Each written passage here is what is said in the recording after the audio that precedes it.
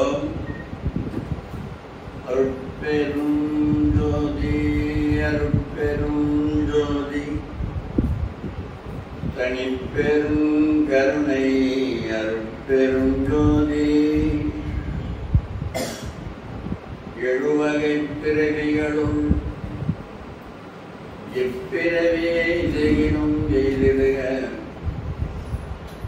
இருமையிலும் இன்பமெய்தினும் எய்துக வழுவகை துன்பமே வந்திடினும் வருக மிகு வாழ்வு வரினும் வருக வறுமை வரினும் வருக மதிவரினும் வருக அபமதி வரினும் வருக உயர்வோடு இழிவகை உலகில் மற்ற எதுவரினும் வருக அல்லது இது போகினும் போக என் இணையடிகள் மறவாத மனம் ஒன்று மாத்திரம் எனக் கடைதல் வேண்டும் வரதே கழிவகை பவரோகம் நீக்கும் நல் அருளென்னும் கரிமருந்துதவனிலே கனக அம்பரநாதா கருணையங்கணபோதா கமலஞ்சிரபாதனே. ஓம் பெரியவர்களே, எல்லாம் அல்ல அருட்பெருஞ்சோதி ஆண்டவருடைய தனிப்பெருங்கருணையினாலே மகாமந்திரம் பாராயணம் 40வது நாள் நிகழ்வில் 3வது அமர்வு செவி உணர்வு. அவை உணர்வு 3 வேளை, செவி உணர்வு 1 வேளை. போதுமா?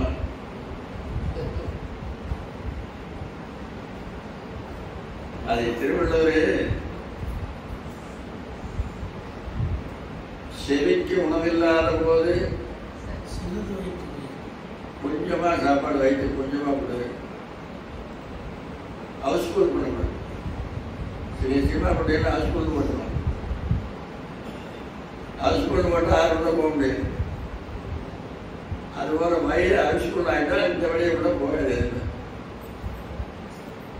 கொஞ்சம் இடம் வச்சுக்கணும். சிறிதுங்கிறாரு.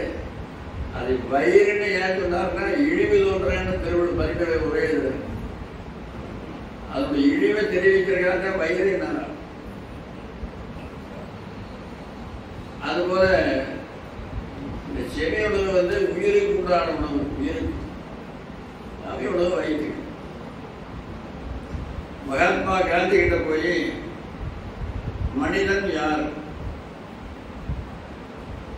ஆசிரமத்தில் சாந்தி நிகேதன் தங்கியிருக்கிற போது கொஞ்சம் போய் கேட்கிறார், மனிதன் யார்? எங்களை கேட்டோம்னா உடனே பதில் சொல்லி, என்ன பதில் சொல்லணும்னா நீங்கள் மனுஷன், நான் மனுஷன், இது 2 சந்தேகம் அப்படின்னு சொல்லியிருக்கலாம். மனித உருவத்தில் இருக்கிற எல்லாரும் மனுஷன் தானே அப்படின்னு சொல்லிட வேண்டியதானே. சொல்லிட்டீங்க. அவர் என்ன சொன்னாரு? அன்பு, அறிவு, ஒழுக்கம், கருணை, இந்த 4 பண்புகளும் யாரிடத்தில் இருக்குதோ அவன் தான் மனுஷன். அப்புறம் மற்றவங்க எல்லாம் மனித வடிவத்தில் இருக்கிற விலங்கு. விலங்கோடு மக்கள் அணையர் திருவள்ளுவர் சொல்றாரு. மனித வடிவத்தில் இருக்கிற விலங்கு தான் அன்பு, அறிவு, ஒழுக்கம், கருணை, இந்த 4 சொன்னவர். இதை கூட இன்னொரு இந்த 4க்கு 4 அடைமொழி போட்டிருக்கிறார். நல்ல அன்பு, நல்லறிவு, நல்லொழுக்கம், நற்கருணை. இந்த 4 பண்புகளை யாருக்கு தெரியுதோ அவன் தான் மனுஷன். வள்ளலார் சொல்றாரு, அன்பை பற்றியும் அறிவை பற்றியும் ஒழுக்கத்தை பற்றியும் கருணை பற்றி நிறைய எழுதியிருக்காரு. ஆனா இந்த 4 ஒரே பாடல வரலாறு சொல்லிக்கிறார். அப்புறம் 2 பெரியவர்கள் ஒத்துட்டே இருக்கிறாங்க. அன்பெரும் பிடியோடு அகப்படும் மலையே அன்புக்கு தனியாக செய்கிறாரு. அப்புறம் ஒழுக்கத்துக்கு தான் செய்வாங்க, ஒழுக்கம் தான் நிறைய செய்கிறாரு. கருணைக்கு நிறைய எழுதுகிறார்.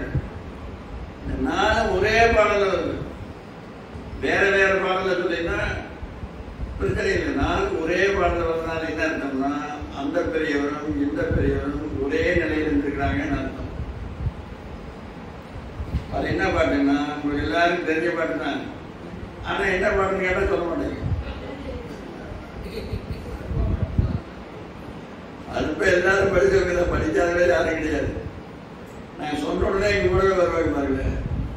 சச்சவைக்குரியாதம்மொடுங்கூடி தனித்த பேரன்பும் மெய் அறிவும் நச்சவைக்குரிய ஒழுக்கமும் அழியா நல்லமை வாழ்க்கையும் பெற்றே சிற்றவை நடமும் கொச்சவை நடமும் தினந்தோறும் பாடி நின்றாடி தெற்றவை உலகத்தை உயிர்க்கலாம் இன்பம் செய்வது நிச்சயந்தாய். இதுதான் கருணை. சமமா தான் இருக்கிறாங்க. இந்த 4 திருவள்ளுவர் 4 அதிகாரம் போட்டிருக்கிறார். அன்புடைமை, அறிவுடைமை, ஒழுக்கமுடைமை. கருணைக்கு ஒரு அதிகாரம் போட்டிருக்கு. அது எது? அருளுடைமை. அதுதான் கருணைக்கு. கருணைய ஒரு மனுஷங்கிட்ட கருணை இருக்குது இல்லையான்னு பார்க்கறது கண்ணுக்கு நேரம் தெரியுங்க. அதனாலதான் கருணை ஊர் முகங்கள் ஆரம்பம் பாடினாங்க பெருமானே. கண்ணோட்டம்னா அந்த அதிகாரத்துக்கு பேரு. கருணைக்கு எது அதிகாரம்னா கண்ணோட்டம். கண்ணுல பார்த்தா தெரிஞ்சுக்க அவன் எப்படிப்பட்டவன். கண்ணோட்டம்னு அதிகாரம் வச்சுக்கிறேன் திருவள்ளுவர். அதில் பார்த்தா தெரியும். கருணை ஊர் முகங்கள் 6 கரங்கள் 12 கொண்டே அப்படின்னு பார்த்தாங்கல்ல. அதனால கருணைக்கு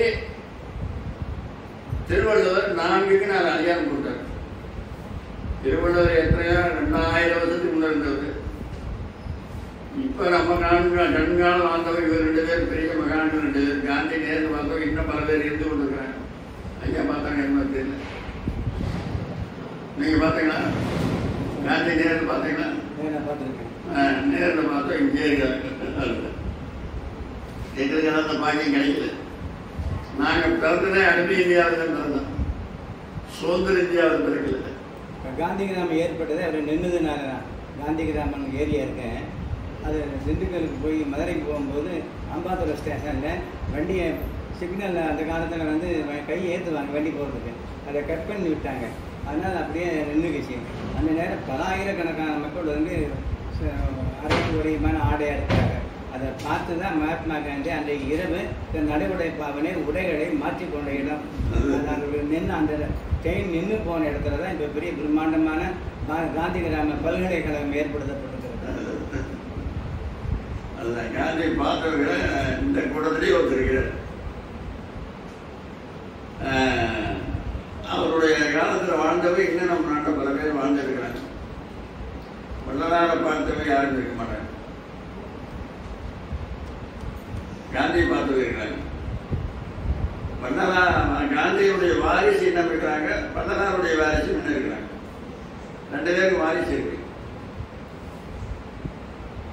காந்தியுடைய வாரிசு ஒருத்தர் பிரபுதாஸ் காந்தி. அவர் பேர் பிரபுதாஸ் காந்தி. அவர் டாக்டர். அமெரிக்காவில் இருந்தார். அப்புறம் வயசாகி போச்சு. இனிமேல் நாம மரணம் அடையிறது நம்ம நாட்டில் போய் நம்ம உடம்பு நம்ம நாடு இந்திய மண்ணில் நம்ம உடம்பு அடக்க மாட்டு அமெரிக்காவில் சாப்பிட்டு அப்படிக்கு வந்துட்டாங்க. 2 பேர் கணவன் மனைவி 2 பேர் வந்துட்டாங்க. வந்தா காந்திக்கு வீடு இல்லை. அவங்களுக்கே ஒரு வீடு தட்டாங்க போய் தங்குவாங்க. இந்த நாட்டுக்கே சுதந்திரம் வாங்கி கொடுத்த ஒரு மகானுக்கு தங்கறதுக்கு வீடு இல்லைங்க. இந்தியாவில் வந்து இறங்கி முதியோர் இல்லத்துக்கு போறாரு. முதியோர் இல்லத்தில் போய் நாங்கள் அமெரிக்காவிலிருந்து வரணும் போய்க்கிறாங்க. ஏன் இங்கே வந்தேன்னு கேட்குறாங்க. நான் இந்த நாட்டு பிரஜனை, இந்த நாட்டு பிரச்சனை எனக்கு யாரு? அவர் எவ்வளவோ மறைச்சு பார்க்கிறாரு.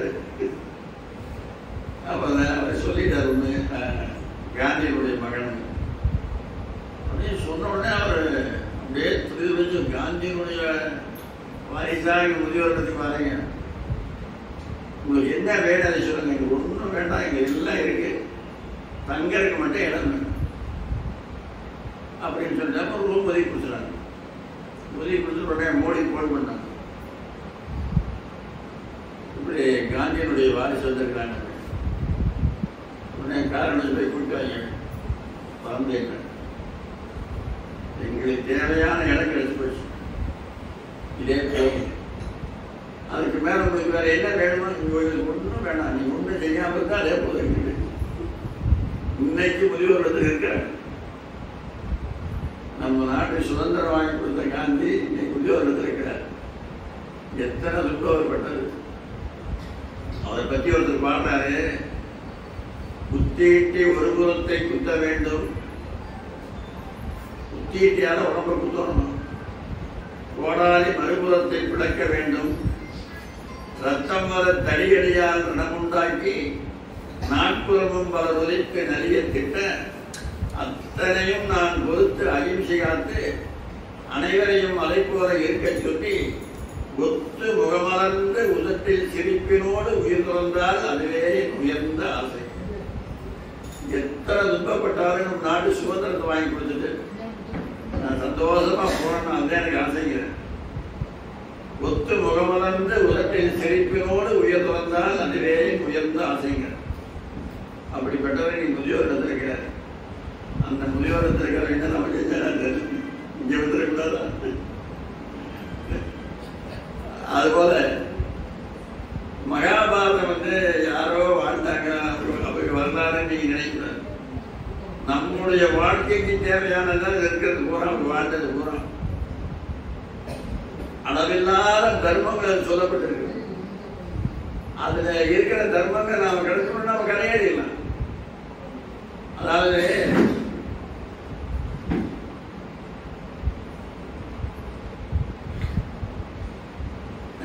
தருமன், பீமன், நகுலன், சகாதேவன் 5 பேர் உட்காந்து ஒரு நாள் சாப்பிடுறாங்க. சாப்பிடுற போது தர்மர் என்னமோ மனோங்கிறது, அவர் பாட்டு பேசிக்கிறார். பக்கத்தில் இருக்கிற பீமனுக்கு கொஞ்சம் காதல் கேட்டுது. ஏன்னா நான் முனமுனன்னு சொல்றீங்க, செவ்வாய்க்கு சொன்ன மாதிரி அப்படின்னு கேட்டேன். அதை ஏன் பேசுறேன், என்னன்னு சொல்லுங்க. வனவாசத்தில் இருக்கிற போது நாம எப்ப நினைச்சோமோ அப்ப வந்தார் கிருஷ்ணன். நினைச்ச வந்துடுவார், யாரும் கூட சொல்லிவிட வேண்டியது. கிருஷ்ணானா வந்து எப்ப பண்ணாரு, அப்படி வந்து உதவி செஞ்சாரு. இப்ப நாம இந்திரபிரசத்தில் இருக்கிறோம். இந்திரபிரசத்துல 23 வருஷம் இருந்தாங்க. ஒரு நாளைக்கு நம்ம கூட உட்கார வச்சு சோறு போடலாம். நான் பல தரம் கூப்பிட்டேன். எப்ப கூப்பிட்டாலும் இன்னைக்கு வர, நாளைக்கு வர, இன்னைக்கு வர, நாளைக்கு வர, நானே சொல்றேன், வரவே மாட்டேங்கிறான். வரவே கூப்பிட முடியல. அப்புறம் சோறு எல்லாரையும் போட்டாச்சு. உடனே பீமன் சொல்றான், யாரும் சாப்பிடாதீங்க, ஒரு இலை போடுங்க பக்கத்துல. கண்ணனுக்கு ஒரு இலை போட்டாச்சு. இவன் வெளியே போனான். வெளியே கதையில் ஒரு 1000 பேர் தூக்கிட்டு போனான்.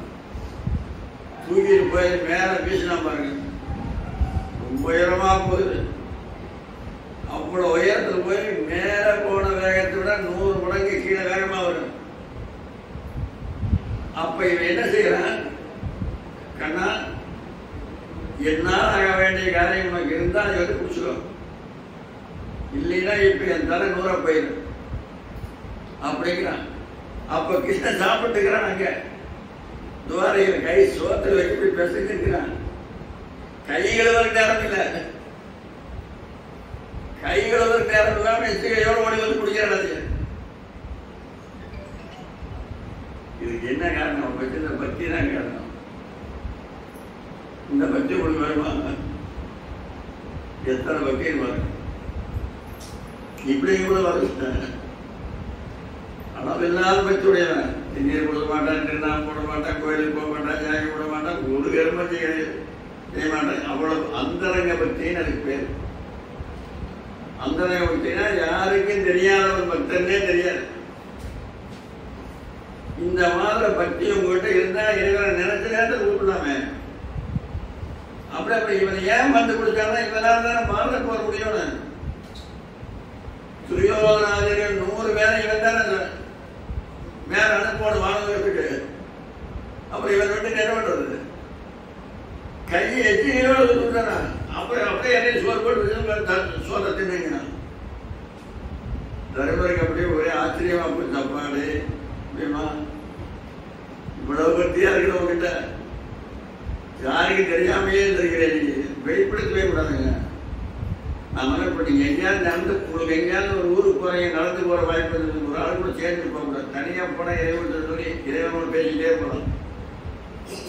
நாங்களாம் அப்படித்தான் செஞ்சோம். நடந்து போகிறது வாய்ப்பு ஒரு ஆள் வந்தாலே நீங்கள் போங்க, நான் பின்னாடி வரணும், பின்னாடி நடந்து போனால் இறைவனோட பேசிக்கிட்டே போகலாம், அதுக்கு போகலாம். தனியாக இருக்க போதுதான் இறைவன் நினைச்சு அழைக்கணும். வாய்ப்பு கிடைக்க போதுதான் விடக்கூடாது. அப்படி அதுக்கு பேர் அந்தரங்க பக்தின்னு பேர். அப்புறம் கிருஷ்ணனை அர்ஜுனனும் ஒரு நாள் கைலாயம் போனாங்க. கைலாயத்துக்கு அங்க போற போது இவன்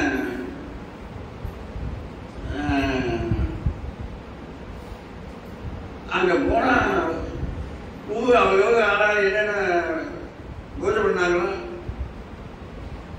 அந்த பூவை அவங்களுக்கு கொடுப்பாங்க. அர்ஜுனன் போகும்போது என்ன நினைச்சு போறாங்கன்னா, இன்னைக்கு நம்ம பூஜை பண்ணலையே, இன்னைக்கு பூஜை பண்ணாம கிருஷ்ணன் கூட வந்தா பூஜை நின்று போச்சு அப்படின்னு நினைச்சிட்டு போறோம். அங்க போன உடனே ஒரு இத்தனை பூ பணம் கொடுத்தாங்க. நாங்க நீங்க அங்க போட்டீங்கன்னா பூ அதெல்லாம் இங்க வந்துருக்குது, இங்க பூ போட்டோம்னா நாங்க போயிருங்க. ஆனா நீங்க இறைவன் சிவார் போடணும் சொல்லி போடணும். அட்ரஸ் எல்லாம் தவாறு போட்டா போய்க்காது. ஒரு பூ போட்டாலும் அட்ரஸ் எழுதி போட்டுருக்கலாம். ராமலிங்கம் அங்க போயிருக்கலாம். அங்க போனா இவருக்கு ஒருத்தர் பூ கொடுத்தாங்க. அப்போ ஒரு 10 பேர் பெரிய பைவான்கள், பெரிய பெரிய கூடை, அந்த கூடையில பூவை சுமந்து கொண்டாந்து ஒரு இடத்துல குட்டிட்டே இருக்கிறாங்க.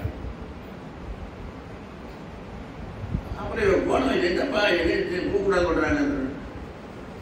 நிறைய பேசுறேன், நீங்க முன்னாடி வேலை பார்த்து போங்க. இல்லை என்ன காரணம், யாரு என்னன்னு கேட்க முடியும். பூனோத்தில் வந்து நிற்கிறான், அவன் பூஜை பண்ற பூ எங்களால் ஒரு நாளெல்லாம் சிவக்க முடியாது. காலையில் 6 மணிலேருந்து மாலை 6 மணி வரைக்கும் எங்கள் தலையெல்லாம் தொட்டையை குடிச்சவங்க பண்ணுற ஒருத்தருக்கு நாள் பூவை சுமக்க முடியலைங்க. அப்படி ஒரு ஆளாகிறான். ஆமாப்பா, இப்போ எனக்கு கொடுத்தீங்களே, நீங்க பிறந்ததுலேருந்து பூஜை பண்ண போகுது, நான் பிறந்ததுலேருந்து பூஜை பண்ணது எவ்வளவு தரா? அவன் தினா திறமை பண்றான். ஆமாங்க, திறமை எப்படி பறிக்கிறக்கே நேரம், அதே திறமை எப்படி பறிக்கிறான், அவன் எப்படி பண்றான், அவன் எங்க இருக்கிறான், நான் பூர்வத்தை போய் பார்க்கணும் அப்படிங்கிறான். அவன் யாரை பார்க்கணும் அப்படின்னு கேட்கிறான். இப்படியே பண்ணுங்கிறான். அதான் எங்க அண்ணன் கூடவே நான் இருந்திருக்கிறேன். அவன் பண்ற பூஜை எனக்கு தெரியாம போச்சு. பார்த்தியா, அவன் எப்படி பூஜை பண்ணான்னு நினைக்கிறீங்க? நந்தவனத்துக்கு போவான். எங்க நந்தவனத்துக்கு பார்த்து வச்சிருவான். அங்க போய் குடிச்சிட்டு நந்தவனத்தில் நீளமா கீழே விழுவான். கீழே விழுந்து விட்டு அற்புதம் ஜோதி ஆண்டவே, இந்த நந்தவனத்தில் இருக்கிற பூ பூரா உனக்கு அற்புதமாக அப்படின்ட்டு பூரா அங்க போயிட்டு எத்தனை நந்தவனம் அந்த நந்தவனத்தை போய் விழுந்து கூட சொல்லிடுறது. அப்புறம் அங்கே போய் கொண்டா வேணும். பாருங்க அவருடைய பக்தி. இதெல்லாம் எனக்கு கதையா நடந்ததுங்க. வாழ்க்கையில் நீங்கள கடைப்பிடிக்க வேண்டியதே. எத்தனை பூ போட்டாலும் புண்ணியம் செய்வாருக்கு பூ உண்டு நீர் உண்டு, அண்ணல் அதை கண்டு அருள் செய்யாதீங்க அப்படி திருமந்திரம் சொல்லுது. புண்ணியம் செய்வாருக்கு இப்போ திருவானைக்கோவில் யானையும் சிலந்தையும் பூஜை பண்ணுச்சு. உப்பும் நீரும் போட்டு யார் பூஜை பண்ணாங்களோ அது புத்தி கிடைச்சது. 500 பக்கர் போட்டது அதுக்கு பிறகு கிடைச்சது. பூவும் நீரும் போட்டோம்னா அவங்களுக்கு பிறகு கிடையாது. பூவோடு நீர் சுமக்கும் நீ நடிகார் இடர்களைவாய் நெடுங்கடமையவேன்னு பாடுறாரு திருஞான சம்பந்தர் திருவாய்க்காட்டில் திருநெடுங்காலத்தில் திருநெடுங்கடவுன்னு திருச்சிராப்பள்ளி கிடைக்கும். அதுபோல பூவும் நீரும் போட்டு வழிபட்டோம்னா அந்த பலன் கிடைக்க. அது அந்தரங்க பக்தி. இது எவ்வளவு அவருடைய அன்பு பாருங்க. இதெல்லாம் நம்ம வாழ்க்கையில கடைப்பிடிக்க வேண்டியது. வாழ்க்கை காட்டிக்கிறாங்க, இப்படி எல்லாம் இறப்பாங்க, இப்படி எல்லாம் இருந்தா அவங்களுக்கு வாழ்க்கை நல்லது கிடைக்கும் அப்படின்னு சொல்லி. அப்புறம் இன்னொன்று பாருங்க, பாரத போர் நடக்கிறது முடிவாகி போச்சு. பாரதத்தில் போர் செய்ய போறான்னு முடிவு பண்ணிட்டாங்க. அதில் ஒரு பலியிடணும், பலி. அதுக்கு நாடு பார்த்து நாடு குறிச்சு கொடுக்கணும். அது எந்த நாடு குறிச்சு யார் கொடுக்குறாங்களோ அந்த நாடு அவங்களுக்கு வெற்றி கிடைக்கும். அதுக்கு பிறகு ஒருத்தன் போய் கேட்கணும். யார் கேட்டாங்க தெரியுங்களா? துரியோதனம் போய் கேட்கணும். யாருக்கிட்ட? சகாதேவன் கிட்ட. சகாதேவா, பாரத் போர் வர முடிவு பண்ணிட்டாங்க, உன்னை கொள்ற மாதிரி எனக்கு ஒரு தேதி வச்சு கொண்டு கேட்கணும். எந்த சோதனையா இருந்தாலும் கொடுப்பா. இல்லைங்களா? கற்பனை வழிபாடுல இப்படி எங்கேயாவது ஒரு ஜோதியார் இருப்பாரா? நாங்க உங்க தலை வெட்டுற மாதிரி ஒரு நாள் கொடுத்து கொடுக்குற எந்த ஜோதியார் கொடுப்பா? சரி வச்சு கொடுத்துருவோம். இந்த நாள் ஆரம்பிச்சுன்னா உனக்கு நாடா வெற்றி போட்டான் என்ன பண்ணுவான்? அப்ப பாருங்க ஜோதிடர்கள் எப்படி இருக்காங்க. இந்த காலத்துல தான் ஜோதிடர் இருக்கிறாங்க. ஒரு அண்ணன் போய் ஜோதிடம் கேட்டான், உன் தம்பி இருக்கிற வரைக்கும் உனக்கு கல்யாணம் நடக்காதுன்னா. உடனே வீட்டுக்கு வந்து அறுவாடு எடுத்து போடணும், அவனை பெற்று. இந்த ஜோசிகாரனை வெற்றி போனோம் கேட்டான். வாய்ப்புடுகன் மாத்திரைகன் வெண்புடுகன் ஜோதிடனாம் ஜோதிடன் என்பவனோ தங்கமே அவன் சுத்தப்படுகனடி ஞான தங்கமே. ஜோதிடம் சுத்தப்படுவா வடலாருக்கு ஜோதிடத்துக்கு சம்பந்தம் இருக்குதா? 100% இருக்கு. 100% வடலாருக்கு ஜோதிடம் சம்பந்தம். அப்படி யாராவது வள்ளலார் கும்பிட்டு ஜாதகம் பார்க்காம நாள் பார்க்காம காரியங்களை ஆரம்பிச்சிடாதீங்க. வள்ளலார் ஜோசியம் பார்க்கறீங்கன்னா அப்படியே பூசத்தில் வைக்கிறார். பூசம் பண்ண பூச நட்சத்திரத்தில் ஏக வைக்கிறாரு. ஏதோ ஒரு நாளில் தேதி வச்சு போக வேண்டியதானே? தை மாதம் 1ஆம் தேதி, தை மாதம் 3ஆம் தேதி வைக்கிறது. ஏன் பூசம் வைக்கிறாரு? அவர் ஆரம்பிச்சுக்கிற தர்மசாலை ஆரம்பிச்சனாலே, ஞானசபை ஆரம்பிச்சனாலே எல்லாம் திறப்படாச்சு. எல்லாமே நல்ல நாள். ஒரு நாள் கூட மோசமே கிடையாது. அப்பேற்பட்ட நாள் பார்த்து ஆரம்பிச்சுக்கிறாங்க. அதனால வள்ளலாருக்கு ஜோதிடம் உடன்பாடு. வள்ளலார் கும்பிடுறாங்க. நான் ஜாதகம் பார்க்க மாட்டேன், அது பார்க்க அப்படியே சொல்லக்கூடாது. அதனால அந்த ஜோதிடம் சொன்னாலும் அவன் அறுவாடு தூக்கி போய் தம்பிய அவன் எப்படி ஓடி தப்பிச்சிட்டான். ஜோசிகாரன் சொன்ன இப்படியா ஜோசிக்காருங்கிறது. உடனே அப்புறம் அவன் நாலு குறிச்சு கொடுத்துட்டான். உண்மையாக சொல்லி கொடுத்துட்டான். அவனுக்கு அவன் சகாதம் கடவுளையே கட்டினவன். அவன் பாரத போர் வராமல் என்ன பண்ணான்? அவன்கிட்ட போய் கேட்டான். பாராள கர்ணனையும் படி சொல்றான் பாருங்க. பாரத போர் வராமல் இருக்கணும்னா கர்ணனுக்கு முடிச்சு விட்டுரும். துரியோதன கிட்ட போய் கர்ணன் பஞ்சபாண்டவர் சேர வேண்டிய நாட்டை பூரா கர்ணனுக்கு கொடுத்துரு அப்படின்னு சொன்னான். பஞ்சபாண்டவர் சேர வேண்டிய நாட்டை கொடுக்க மாட்டான். அவன் நாட்டை சேர்த்து இவன் நாட்டை சேர்த்து கொடுத்துருவான். கர்ணன் மேல அத்த அன்புள்ளவன். பாராள கர்ணனையும் பார்த்தனை முன் கொன்று அர்ஜுன கொல்றோம். ஏன்னா அவனை கொல்லன்னு சபதம் பண்ணிட்டு இருக்கிறான். பாதக கர்ணனை போரில் முடிப்பேன், அந்த பாதக கர்ணனை போரில் முடிப்பேன் அப்படின்னு அவன் சபதம் பண்ணிக்கிறான். அதான் அவனை கொல்றோம். பாராள கர்ணனையும் பார்த்தனை முன் கொன்று அனங்கின் காரார் குடல் கடைந்து திரௌபதி மொட்டை அடிக்கணும். அப்புறம் விமலை கையில் விலங்கு விடணும். சரி, ரொம்ப நல்லது. கர்ணனை முடிச்சு விட்டுறேன், அர்ஜுனை கொண்டு போடுறேன், திரௌபதிக்கு மொட்டை அடித்துறேன், விலங்கு போட்டுடலாம். இங்கெல்லாம் இந்த 4 வேலையும் நான் செஞ்சிடறேன். நேராக கைபிடித்து நின்னையும் யான் கட்டுவனேன் வாராமல் காக்கலாம் மாபாலம். உன்னை குறித்து கையில் கட்டி வைக்கணும். இந்த வேலை வந்தா பாரத போர் வராது. சரி, இந்த 4 நான் செஞ்சிடறேன். இந்த ஒரு வேலை யாரும் செய்யறது? நான் செய்யறேன் அப்படின்னா கட்டு பார்க்கலாம்னா இந்த அவன் மாயவராத்திர 16,000 கிருஷ்ணனா மாறிக்கிறானுங்க.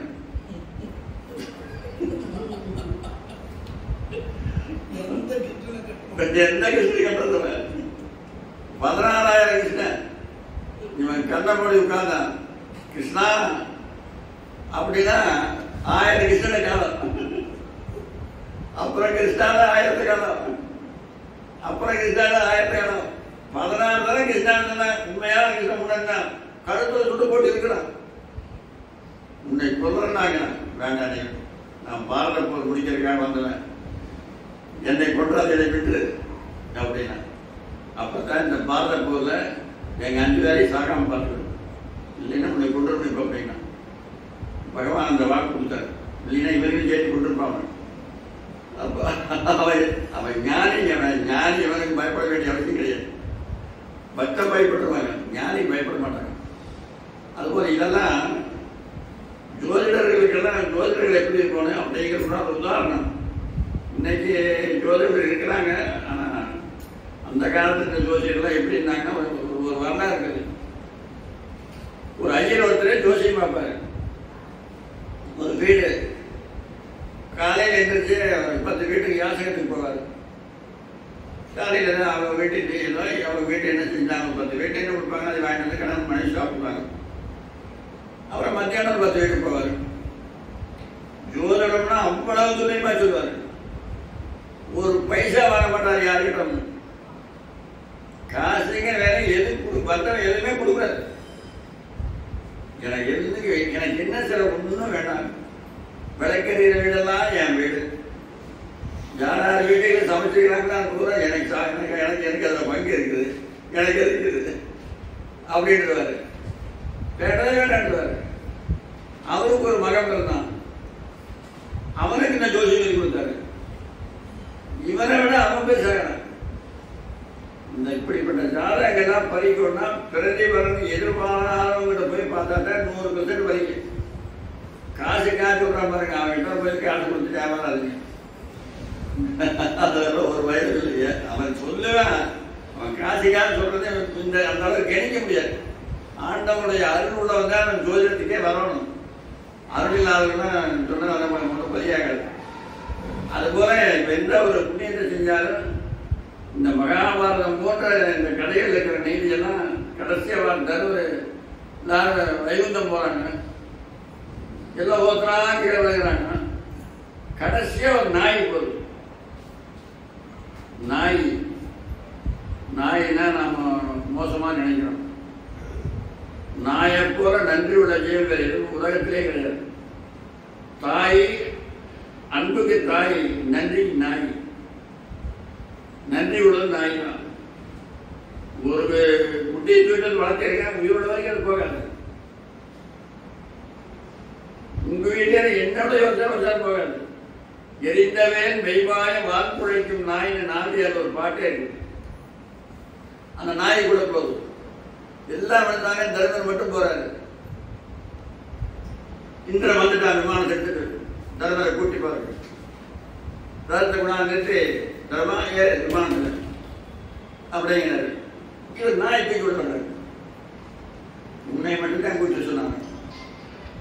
இல்லை, நாங்க 5 பேர் வந்தோம், அவங்கெல்லாம் 4 பேர் விழுந்துட்டாங்க. என்னை நம்பி இந்த நாய் வந்திருக்குது. என்னையும் கூட்டிட்டு போறதுன்னா நாயையும் கூட்டிட்டு போறதா நான் ஏறிக்கிறேன். நாயை விட்டுட்டு வரலாம், நீ திரும்பி போகலாம். விமானம் எனக்கு வேண்டான்ட்டார். நான் இந்த பக்கம் மன்னார்குடி பக்கம் சிவனரி திருக்கூட்டம்னு ஒரு திருக்கூட்டம் இருக்கு. பக்கத்தில் ஊருக்கு மங்கையன் ஊர், அந்த ஊர் அங்கே போனோம். 3 வாரம் பணிக்கு புறப்படுற உள்ளே மணி 8 ஆயிடுது. அப்புறம் நாங்கள் அங்கிருந்து புறப்பட்டோம். 4 மைல் நடந்து வரணும் குப்பராட்சிக்கு ஒரு ஊருக்கு. இருட்டு. அப்புறம் எங்கள் ஊரில் 2 பெண்கள் வந்தாங்க, வயசான 2 பேர் வந்தாங்க.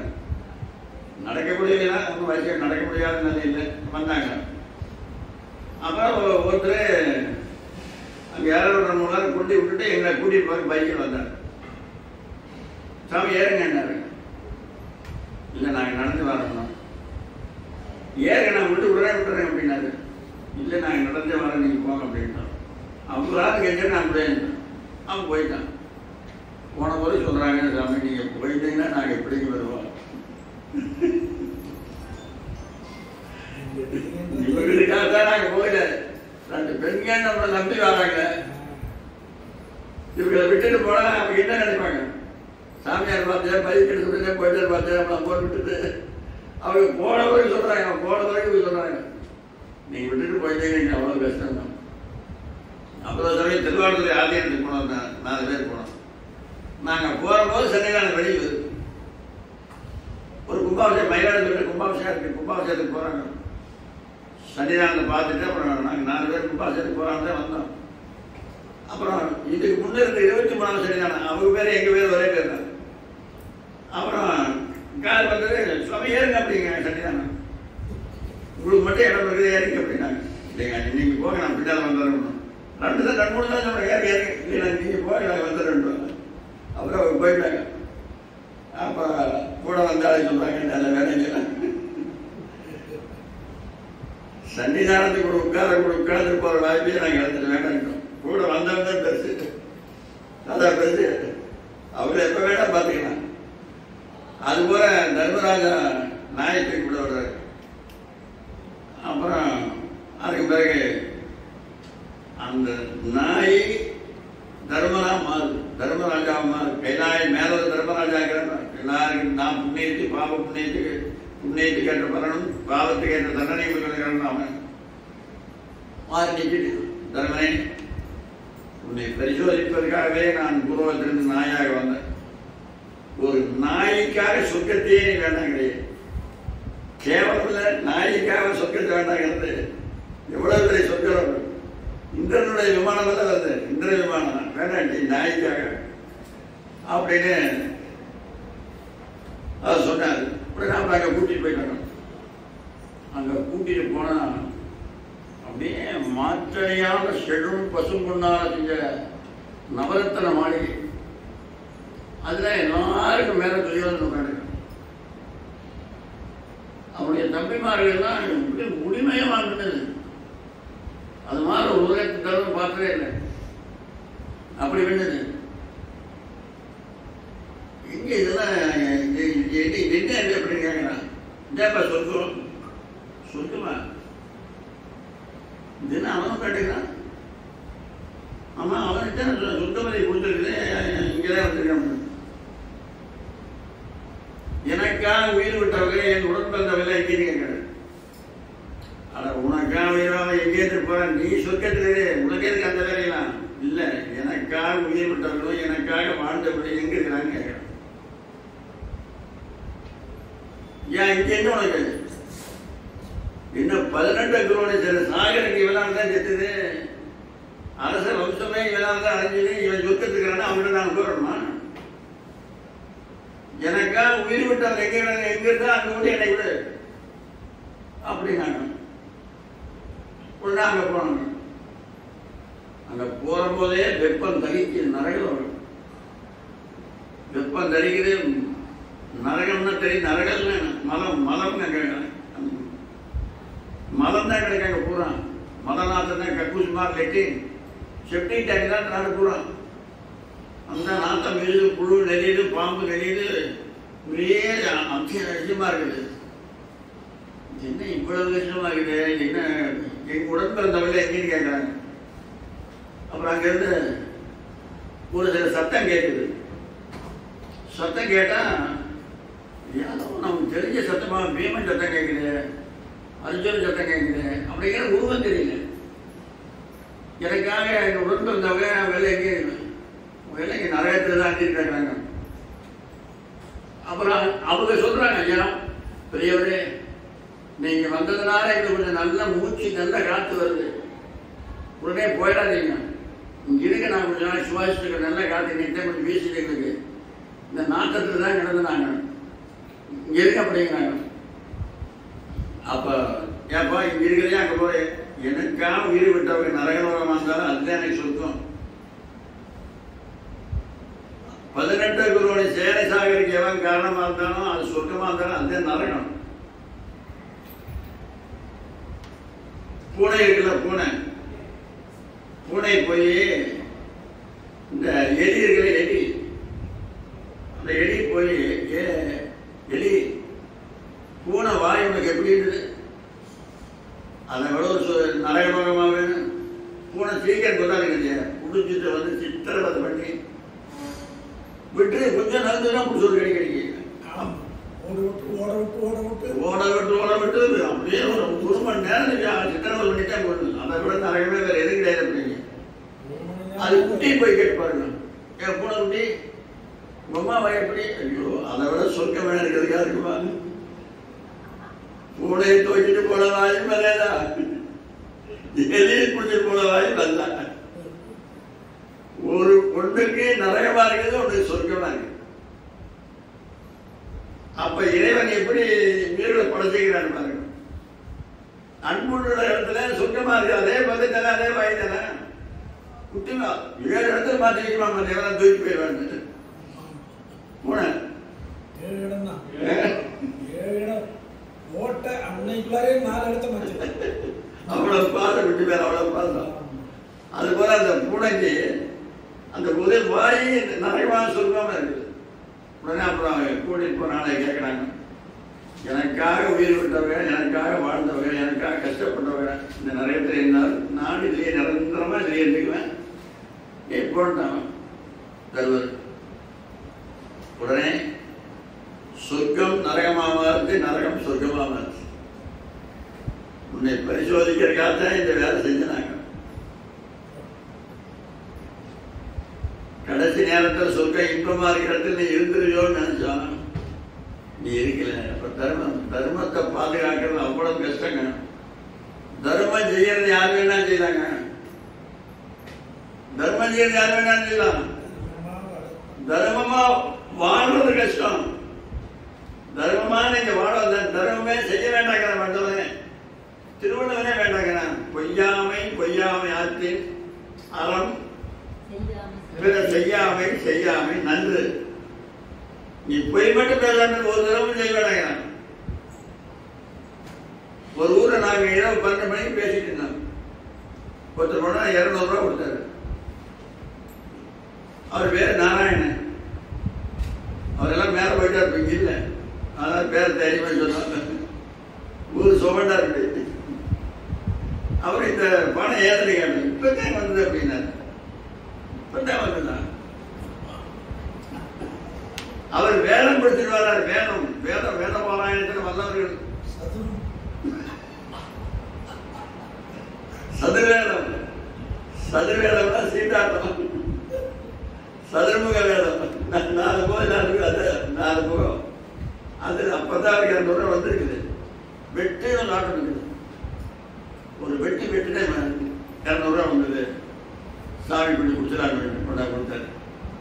200 ரூபா கொடுக்கறத விட அது ஆடாமக்கிறது நல்லது.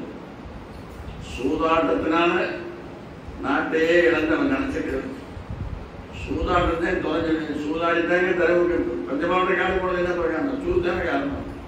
சூதாடாம சூதும் பாதும் வேதனை செய்யும் அவையாத்துமா சொல்லியிருக்காங்க. ஆட்சி சொல்லிங்க. அப்புறம் ஒரு ஊர்ல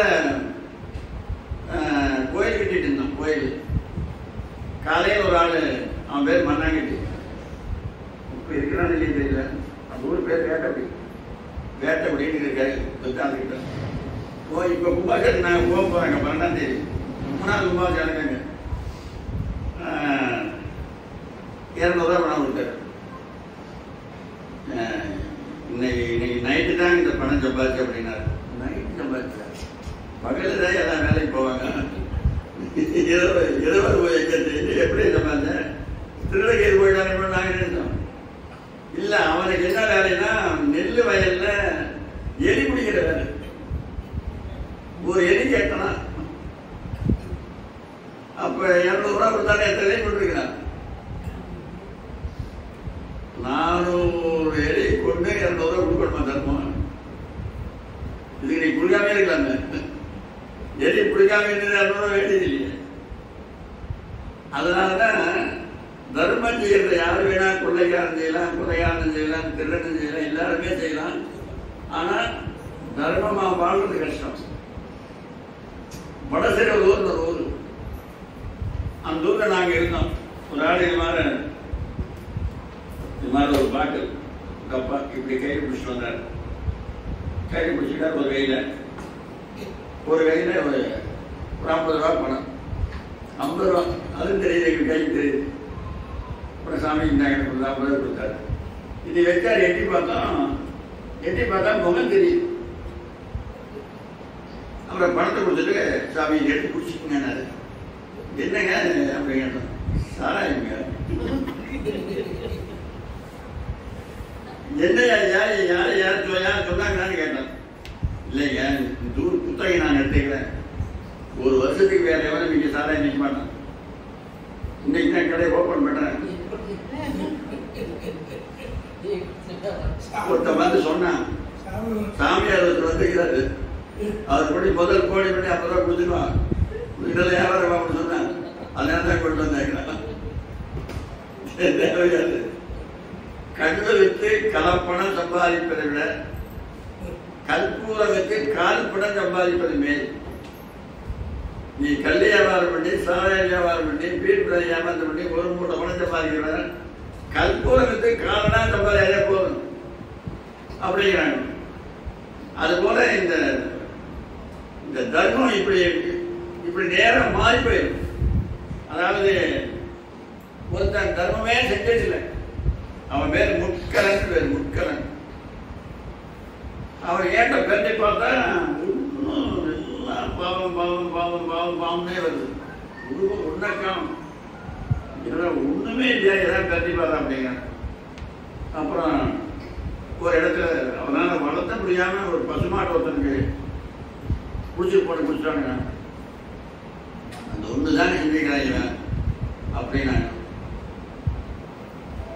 அந்த பசுமாடு ஒரு தர்மம் என்ன தெரியுங்களா, நரகத்தையே சுகமா மாற்றும். பசுமாடு தர்மம் பண்றது எவ்வளவு பேருக்கு நீங்க எத்தனை பேருக்கு நான் கொடுக்குறாங்க மாடு. அதுபோல நமனும் முட்கலனும் பேச நரகில் நின்றார்கள் கேட்க நரகமே சொர்க்கமாகும் நாமங்கள் அப்படின்னு ஆண்டார் போட்டார். முட்கலன் நமனும் முட்கலனும் பேசுறான். எங்க நின்று பேசுறாங்க? நரகத்தில் நின்றுட்டு. நரகமே சொர்க்கமாகும் நாமங்கள், நரகமே சொர்க்கமாக மாறும். அதுபோல இந்த மகாபாரதத்தில் வர கதைகள் நம்முடைய வாழ்க்கையில பயன்படுறதுக்கு எந்த அளவு நம்ம வாழ்க்கை தேவையான பூரா அது இருக்கு. அது இருக்கு. பாரதம் போற முடிவாகி போச்சு. அதுக்கு பிறகு குத்தி போய் கர்ணனை கூப்பிடுறான்.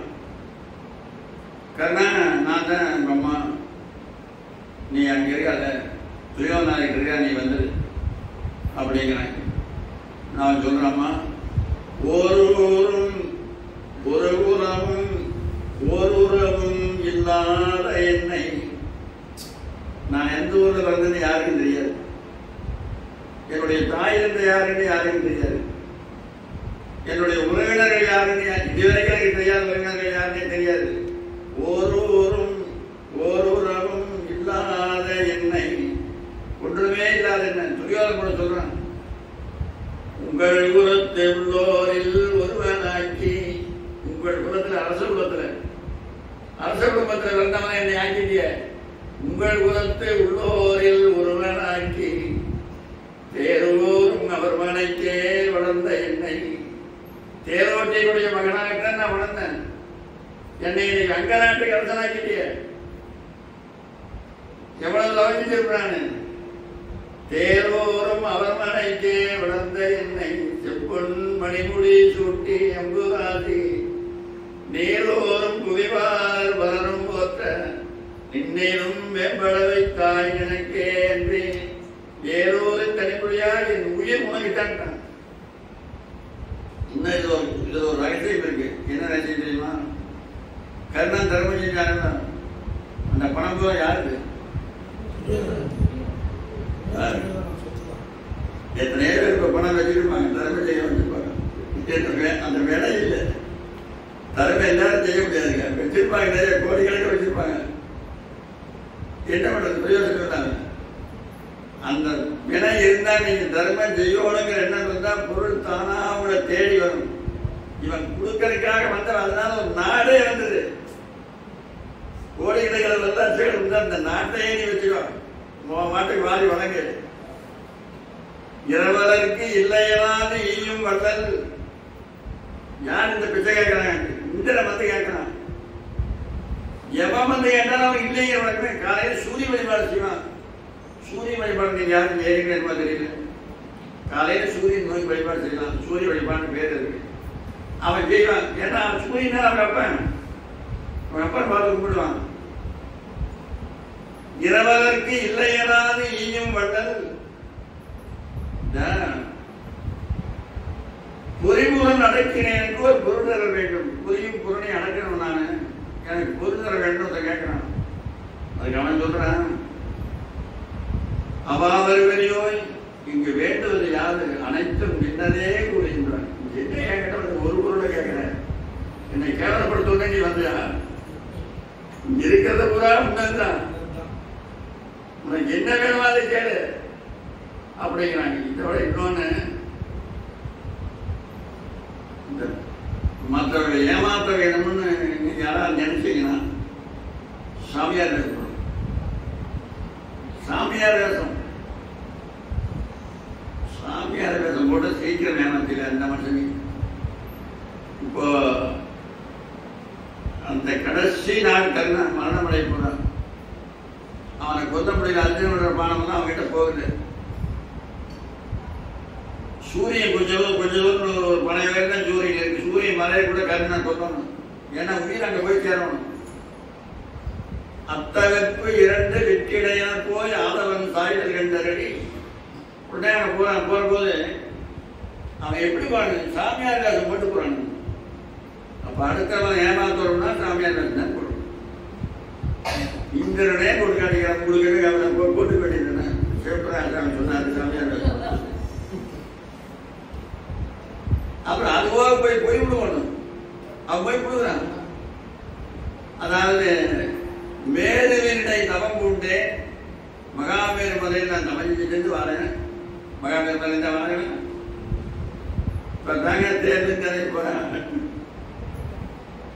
தேர்தல் இப்ப கொஞ்சம் தேரன் போற நிறுத்துறான் விஜயனை சொல்லிட்டு, சரி நீ ஊழியன போற நிறுத்து கொஞ்சம் அப்படின்னு சாமியார் போட்டு போறான். மேருவினை தவம் பூண்டே யாருமே இதுவரைக்கும் புழுகாத பொய் புழுகாங்க. பொய் புழுக என்ன பண்றான், ஈண்டிய வறுமை பெருந்துயர் உழந்தேன். அதெல்லாம் தரித்திரத்தில் நான் கஷ்டப்படுறேன். அஷ்டலட்சுமியை கொண்டாடி இவன் போய் இந்த வார்த்தை சொல்லாம, ஈண்டிய வறுமை பெருந்துயர் உழந்தேன் இயைந்ததொன்று இக்கணம் அளிப்பாய். எனக்கு ஒரு பொருள் வேணுங்கிறப்ப அந்த கண்ணை என்ன பண்றாங்க, அதாவது என்னுடைய உடம்புல உயிர் உள்ள இருக்குதா வெளியே இருக்குதான்னு தெரியல. அந்த நிலையில் இருக்கிறேன். ஆவியோ நிலையில் கலங்கியது. ஆக்கை அகற்றதோ பொறுத்ததோ அறிய. உடம்புல உள்ள இருக்குதா வெளியே இருக்குதான்னு தெரியல. பாவியேன் வேண்டும் குருடலாம் நாய்க்கும் பக்குவம் தண்ணில் வந்திலை. வேண்டுமாருக்கு வேண்டியதெல்லாம் கொடுக்கிற காலத்திலேயே வராமட்டேன். பக்குவம் தண்ணியில் வந்திலை. அதனால இந்த நேரத்தில் நான் என்ன கொடுக்க முடியுமோ அதை கேடு. கர்ணன் தர்மம் செய்யற போது, கர்ணன் ஒரு நூல் கண்டு விடு அப்படின்னு கேட்டான். இப்படி வச்சு எடுத்துக்காம இப்படி கொடுக்கிற வழக்கமே இல்லையா. வாங்குறவங்க மேல வச்சுதான் கொடுத்து பழக்கம். எல்லாருக்கும் கொடுத்தாச்சு. பூமியில் இருக்கிற அரசு மன்னங்கிட்ட அத்தனை பேரும் கொடுத்தாச்சு. இனி அவன் யாருக்கு செய்யணும்னா கடவுளுக்கு மட்டும் தர்மம் செய்யணும். கடவுளுக்கு தர்மம் செஞ்சாச்சுன்னா எல்லாரும் கொடுத்தாச்சு. கர்ணன் தான் ஒரு கொடையாளியே இல்லை. அதனாலதான் கொடைக்கு கர்ணன் அப்படின்னு வந்துருது. பகவான் அதை மாத்தோன்னு நினைக்கிறாரு. எல்லாருக்கையும் மேல வச்ச கொண்ட கொடுத்தாரு. இப்போ உன் கையில மேல வச்சிருப்பாங்க அப்படின்னு வந்து புண்ணியத்தெல்லாம் கொடுப்பா அப்படின்னு கேட்கறாங்க. போய் புண்ணியத்துக்குன்னா அது ஒருத்தன் தடுக்கிறதுக்கு வர அவங்க அப்படியே தடுக்கிறான். வந்து வந்திருக்கிறவன் ஏமாந்தாளில்ல ஏமாந்தாத கொடுத்துறான் அப்படிங்கிறதெல்லாம் நீ ஆட்டிச்சூட் வச்சிருக்க. என்ன ஆட்டிச்சூட் இயல்பது கிடையாது. நீ வந்து இதில் கேட்டு சொல்லிக்கிறாங்க. அடுத்தவன் செஞ்சா நீ அதை போய் வைக்கிற. அதனால என் உயிர் போனால் போயிட்டு போதும். அப்புறம் என்ன, நீ செஞ்ச புண்ணியத்தை கொடுன்னு கேட்டான். புண்ணியத்தை கொடுன்னு கேட்டோடனே அது எப்படி கொடுக்க முடியும்? புண்ணை எங்கே வச்சுக்க எப்படி தெரியும்? கொடுத்தேன்னு ரத்தத்தை பிடிச்சி தாரவாத்து கொடுக்கும். அப்படியே 50 இதயத்தில் ஊற்றின ரத்தம் ஒரு 50 பிடிச்சி இழுத்தான். அப்படியே ரத்தம் வந்தது. கை நிறைய பிடிச்சான். பகவான் கீழே கையை பிடிச்சார். அப்படியே திறந்து விட்டான். இப்ப புண்ணிய பூரா யான் செய் புண்ணியம் அனைத்து கொடுத்துட்டேன். இப்ப இந்த இடத்துல ஒரு கேள்வி வருது. என்ன கேள்வினா, கர்ணன் இதுவரைக்கும் தர்மம் செஞ்சது இந்த உலகத்தில் இருக்கிற மக்களுக்கு தான். அதனால் ஒரு புண்ணியம் இருக்கிற போதே அவனை கடவுளாலே கொள்ள முடியல. கடவுளாலே கொள்ள முடியலைங்க. அர்ஜுனால கொள்ள முடியல, பீமனால கொள்ள முடியல, யாராலே கொள்ள முடியல. இந்த மனுஷனுக்கு செஞ்ச தர்மம் இருக்கிற போதே யாராலையும் கொள்ள முடியலன்னா இப்ப செஞ்சது கடவுளுக்கு செஞ்சானதா? இதுவரைக்கும் செஞ்ச புண்ணியத்தை கொடுத்தாச்சு. இப்ப புண்ணியம் செஞ்சு எந்த புண்ணியத்துக்கு ஒரு புண்ணியம் வந்திருக்குல்ல, அந்த புண்ணியம் அவரை ஏன் காப்பாத்தல? இப்ப செஞ்சதுனால பெரிய புண்ணியம். ஏன் இங்க ஒரு எம்எல்ஏ இருக்கிறாரு, இந்த தொகுதி இருக்கிறாருன்னா சட்டசபையில் வாங்கியிருந்தானே நாம் எல்லாம் சொன்னதான் அர்த்தம். எம்பி வந்து சொல்றாங்க 6 மாவட்டத்தில் இருக்கிற சொன்னாங்கன்னு அர்த்தம். அதுபோல இறைவனும் கொடுத்த எல்லா உயிரினங்களும் செஞ்ச மாதிரி அர்த்தம். அந்த புண்ணியம் ஏன் காப்பாத்துறீங்கன்னா, தமிழ்ல வினைத்தொகைன்னு ஒரு சொல்லு. தமிழ்ல வினைத்தொகை. வினைத்தொகைனா 3 காலத்தையும் குறிக்கிற சொல்லு. ஊறுகாய்ன்னு ஒரு சொல். ஒரு வார்த்தை ஊறுகாய். ஏற்கனவே ஊர்ன காய், இப்ப ஊறிட்டு இருக்கிற காய், இனிமேல் ஊறுகாய். சுடுகாடு, ஏற்கனவே சுட்ட காடு, இப்ப சுட்டு இருக்கிற காடு, இனிமேல் சுடுகாடு. அதுபோல அவன் சொல்ற போது என்ன சொல்லி கொடுக்குறாங்கன்னா, வினைத்தொகைன்னு ஒரு சொல்ல போட்டுக்கிறான். இதுக்கு முன்ன நான் செஞ்ச தர்மம், இப்ப செய்து கொண்டிருக்கிற மனம், இனிமேல் ஏதாவது தர்மம் செய்தால் அதனால வர்றது செய் தர்மம், செய் வினை, செய் புண்ணியம்னா அது வினைத்தொகை. வாங்கிட்டான். வாங்கின புண்ணியத்தை கண்ணுக்கு தெரியுமா நினைக்கிறாங்க. அது என்ன அர்த்தம்னா, தர்மம்ங்கிற விளக்கையே அவங்கிட்ட எரிஞ்சுட்டு, தர்மம்ங்கிற விளக்கு எரிஞ்சுட்டு இருக்கிற போதும் மரணம் அங்க போக முடியல. மரணம் இருள் தானே, மரணம் இருளுங்க. அந்த கருமாதிக்கு ஒரு பத்திரிகை கருமாதிக்கு அந்த காட்டுக்குள்ள கருப்பா மை தடவுவாங்க. என்ன அர்த்தம்? மரணம் தரைக்கு அப்படி பார்த்தோன்னே தெரிஞ்சுக்கலாம். நீ சந்தோஷப்பட வேண்டிய நிகழ்ச்சியில் வரல, இதுல நீ வருத்தப்பட வேண்டிய செய்தி வந்திருக்கிறீங்கிறதா அது அறிவிக்கிறது. மரணம் இருளு. தர்மம்ங்கிற விளக்கு எரிஞ்சு கொண்டிருக்க வரைக்கும் அவங்ககிட்ட நெருங்க முடியல. இவன் போய் புண்ணியத்தை வாங்கினா அந்த விளக்கை அவசியம் அர்த்தம். தர்மம்ங்கிற சுடர் அடைஞ்சது. போடு பார்த்தேன். அஞ்சரியம்னு ஒரு பானம் போச்சு. கர்ணங்கேள் வந்து அங்க குந்திதேவிக்கு அசரேரி வாக்கு. சூரிய மலையில கூட உன் மகன் போயிடுவான், ஓடு. அப்படியே கோட்டு கட்டிட்டு ஓடிவான் தாய். குந்தியவள் நிலைகுடைய கோகோ என்று போர்க்களத்து கோடி வந்து தலைநாள் என்ற மைந்தன் மேல் வீழ்ந்து அழுதாள். தலைநாள் முதல் மகன் இல்லையா, அப்படியே மலையை தூக்கி வச்சுட்டு அழுது கண்ணீரால கலந்துறான். அவன் கேட்ட வரணும். அங்க வந்து கரும்புல இது யாரு? என் மகன். மகனா எத்தப்படி தவறு செஞ்சு பார்த்தியா? நீ முதல்ல சொல்லிட்டீங்கன்னா நாங்க காட்டிலேயே இருப்போமே, எங்க அண்ணனையே கொண்டுடுவேன். இப்படி உண்மையை ஒரு உண்மையை மறைச்சதுனால எவ்வளவு பெரிய ஜீவன் வருதுன்னு பாருங்க. ஒரு உண்மையை மறைச்சது எத்தனை ஜீவன் செத்துது. அன்னைக்கே சொல்லிடக்கூடாது அப்படின்னு. அப்பதான் தர்மர் சாபப்படுறாரு. இன்று முதல் பெண்களுடைய மனசுல ரகசியம் தங்காமல் போகிறது. இப்போ 16/6/2024 இங்க ஒரு விழா நடக்குது. இதை யாரு கூட சொல்லிட கூடாது. இங்க ஒரு பெண்ணு கூட சொல்லிட்ட போதும். அது தெரியாது.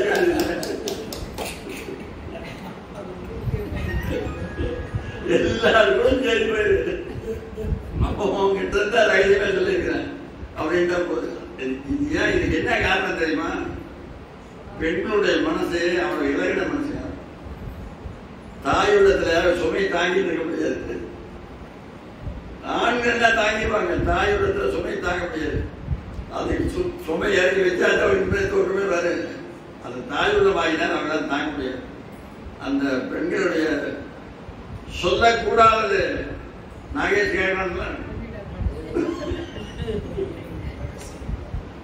பெண்களோட வைத்தியம் அப்படின்னு அதுபோல அந்த மகாபாரதத்தில் கர்ணன் இன்றைக்கும் வாழ்ந்து கொண்டிருக்கிறார். இன்னைக்கு கர்ணன் கருணாநிதி கர்ணனுக்கு பேர் இன்னைக்கும் அவருடைய பேர் வைக்கிறாங்க. துரியோதனன் கூடவே இருந்தான்னா அவருடைய தர்மம் அவருடைய குடும்பத்தான் இவன் எடுத்து தர்மம் செஞ்சான். ஆனால் அந்த புண்ணியவர் அதே எவ்வளோதே இருந்தாலும் ஒரு பாடு கண்ணு போட்டுக்குது, இன்னொரு பாடு கண்ணு போடாத மாதிரி பக்கத்தில் கேட்குது. இது நல்லா 4 மணிக்கு இறக்குது, அது பக்கத்தில் தான் இது இருக்குது. இது நல்லா 4 மணிக்கு இறங்குது, 4 மணிக்கு இறங்குமா? இது பாடு எடுத்தா நிற்குது. அது மேலே துரியோதனை ஈடாத மாடு, இந்த மாடு ஒருத்தர் தர்மம் செய்யறத பார்த்து ஒருத்தர் செய்யறது இயற்கையாகவே வரணும். அதனால எங்கே கருணை இயற்கையில் உள்ளன அங்கே விளங்கும் சொல்வார்.